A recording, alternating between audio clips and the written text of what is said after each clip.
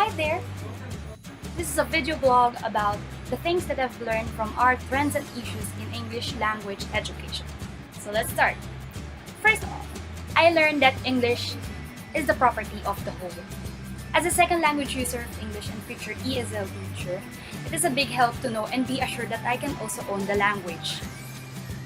It is not just native speakers like Americans, British, who are entitled, but also us who use the language even if it's not our first language. World Englishes. This is actually one of my favorite topics in our Trends and Issues class. Things like how do we draw the line between a grammatical mistake and an expression born from, let's say, a certain variety of English. I learned that as English teachers, we should be the first ones who would be clear of any judgments just because our students committed an error. Now let's talk about MTB MLE. Before taking our Trends and Issues class, all I know is that MTB MLE uses mother tongue for teaching, and that's just it. But upon encountering this term in our subject, I've learned a lot of things about it, such as the purpose of implementing this program is it is a step to hone the skills of young learners before introducing another language. It actually aids thinking skills and it helps them express their thoughts more comfortably. TESOL. What resonates in my mind when I hear TESOL is the word practicality. Why? Simply because it focuses more on the communicative needs over linguistic systems, and it varies from one person to another, so it's differentiated. Technology in language classroom. Since we are in the generation of rising technology, it is also our duty as teachers to keep up with this trend. Especially in our field, technology can be used to our advantage and will help us teachers catch our students' attention. And another thing that I learned is that there is distance learning.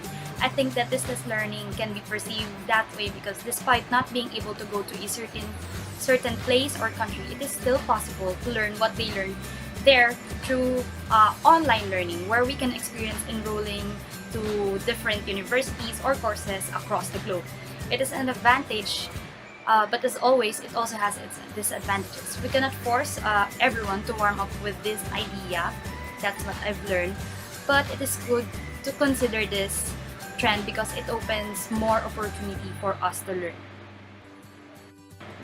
And it's not just trends and issues that I've learned, but also new directions in teaching English. Things that we have to consider, or I have to consider when I teach in the future.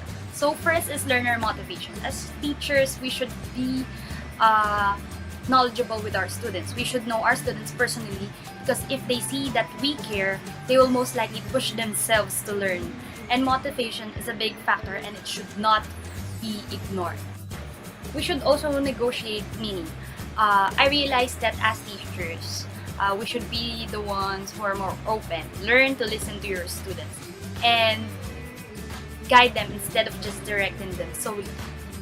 Process content. It's not just enough that we teach, but we also have to make sure that they will understand and remember it through processing. Ask questions and help them reach their own conclusion because in that way we get to teach them also how to think on their own.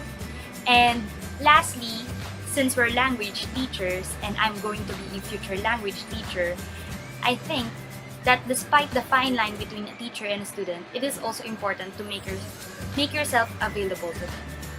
Those are some of the things that I've learned from our Trends and Issues class. Thank you, Ma'am Henelcy!